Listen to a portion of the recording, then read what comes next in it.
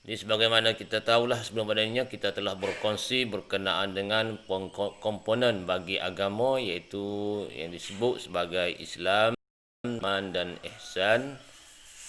Dan masa yang sama kita juga telah Ambo juganya telah memberi ta'rif, telah berkongsi ta'rif Islam, iaitu ta'rif Islam ni kita kata ke sebagaimana yang ditarifkan oleh ulama-ulama kita, iaitu mengikut dan menerima zahir seseorang kan segala perkara agama yang darurah, menerima, mengaku dan menerima zahir seseorang kan segala perkara yang darurah itu yang dibawa oleh Rasulullah sallallahu alaihi wasallam.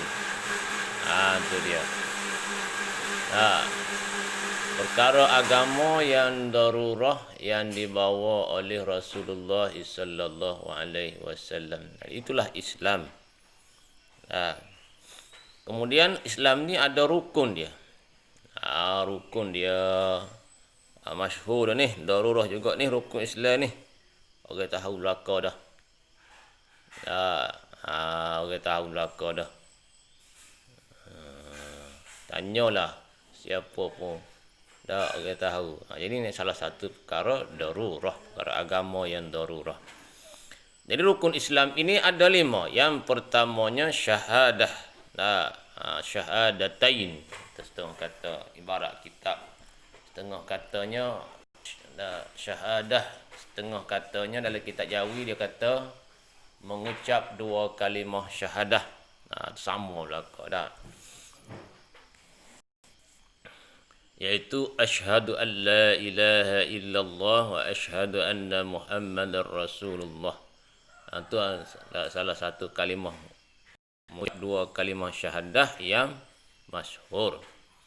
Jadi itulah rukun Islam yang pertama, mengucap 2 kalimah syahadah, yakni kita mengaku dan kita menerima di lidah kita bahawasanya tiada Tuhan yang disembah yang sebenar-benarnya yang disembah, yang layak disembah melainkan Allah, dan kita juga mengaku bahawa Nabi Muhammad itu adalah pesuruh Allah.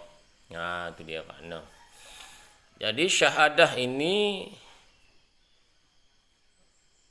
tertentu ia jadi wajib ianya kepada orang yang baru masuk Islam, baru pada orang kafir ataupun non muslim yang hendak masuk Islam sahaja. Wajib dah bagi orang non muslim yang hendak masuk Islam mempraktikkan rukun Islam yang pertama, iaitu syahadah. Maknanya dia mesti baca di hadapan qadi ataupun imam yang orang yang orang tepat dia nak masuk Islam tu. Misalnya dia berjumpa dengan qadi yang menyatakan hasrat untuk masuk agama Islam, maka wajiblah dia mengucap syahadah di hadapan qadi. Dia ucap syahadah di hadapan qadi. Kalaulah dia menyatakan hasrat untuk masuk Islam di hadapan imam, wajiblah ia ucap 2 kalimah syahadah di hadapan imam. Jadi rukun ini tertentu bagi orang yang bukan Islam nak masuk Islam. Manakala bagi orang yang asalnya Islam, mengikut mazhab kita Syafi'i, sunat sekali seumur hidup kita mengucap. Manakala di sisi mazhab Malik, walaupun kita asalnya orang Islam, wajib juga sekali seumur hidup kita ucap kalimah syahadah yang selain daripada dalam solat. Itu dia keadaannya. Jadi kita fahamlah bahawasanya ucap kalimah syahadah ini yang merupakan rukun Islam yang pertama ini wajib ia atas orang yang baru nak masuk Islam. Bagi orang yang asalnya Islam, tidak wajib dia ucap syahadah sekali dah. Dia hanya sunat haja ucap kalimah syahadah sekali seumur hidup. Itu dia. Jadi apabila seseorang yang bukan Islam nak masuk Islam, dia mengucap 2 kalimah syahadah, maka sahlah diperlakukan segala hukum Islam ke atasnya. Kenapa? Kerana apabila ia mengucap 2 kalimah syahadah, zahirlah kepada kita, nyatalah kepada kita bahawasanya dia ni sudah Islam. Orang non-Muslim yang mengucap 2 kalimah syahadah, bila zahirlah kepada kita, dia ni Islam. Apabila zahir kepada Islam, maka bolehlah, sahlah diperlakukan segala hukum Islam ke atas dia. Seperti nikah kahwin antara dengan orang Islam, seperti mewarisi harta, mengurus jenazahnya mengikut Islam, dan lain-lain lagi lah. Hukum-hukum Islam itu sah diperlakukan apabila dia Islam. Jadi nak ayatnya syahadah di sini adalah sebagai tanda keislaman seseorang. Apabila tanda keislaman seseorang, maka sah kita perlakukan hukum Islam ke atas dia. Itu dia. Di situ tandanya. Soal hati dia menerima ataupun tidak menerima Islam itu soal lain. Kita hanya mampu berpandukan kepada zahirnya. Seandainya dia mati, uruskanlah jenazahnya secara Islam. Walaupun mungkin hati dia munafik, hati dia tidak akui segala peraturan ataupun sebahagian daripada peraturan Islam itu dia tidak akui hati dia. Tetapi kerana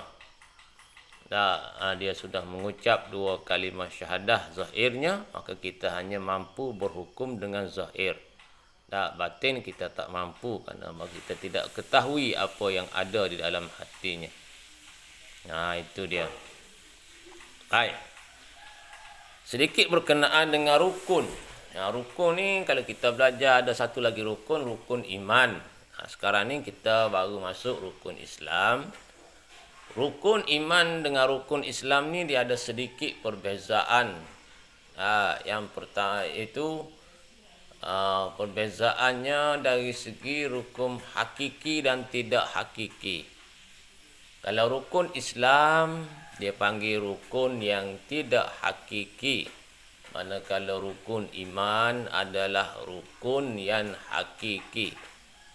Kenapa rukun Islam tidak dikatakan rukun hakiki? Karena kalau kita orang Islam ini tidak tunaikan ke semua rukun Islam, kita tidak terkeluar lagi daripada Islam.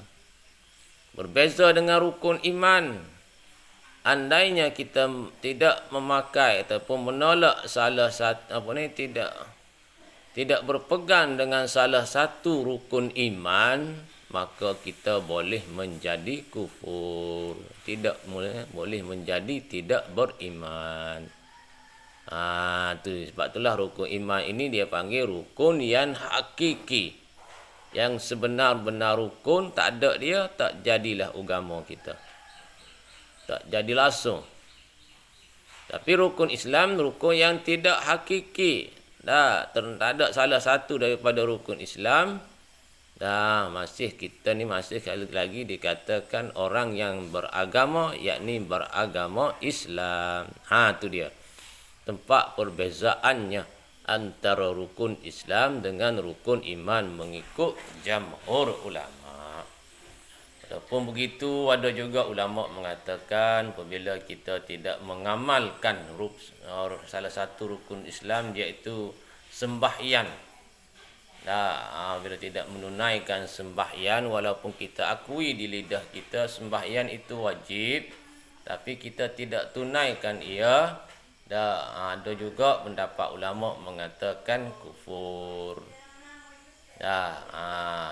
Tapi yang muktamadnya eh, tidak tidak menunaikan sembahyang ini tidak menyebabkan kufur akidah, kufur iman, tetapi dia hanya menjadi kufur nikmat sahaja.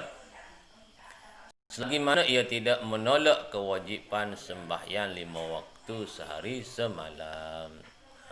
Dia orang lagu ni dah dikatakan orang fasik. Jadi pada cukup setakat tu, insya-Allah kita sambung mula. Wallahu a'lam wa ilaihil marji' wal ba'ab.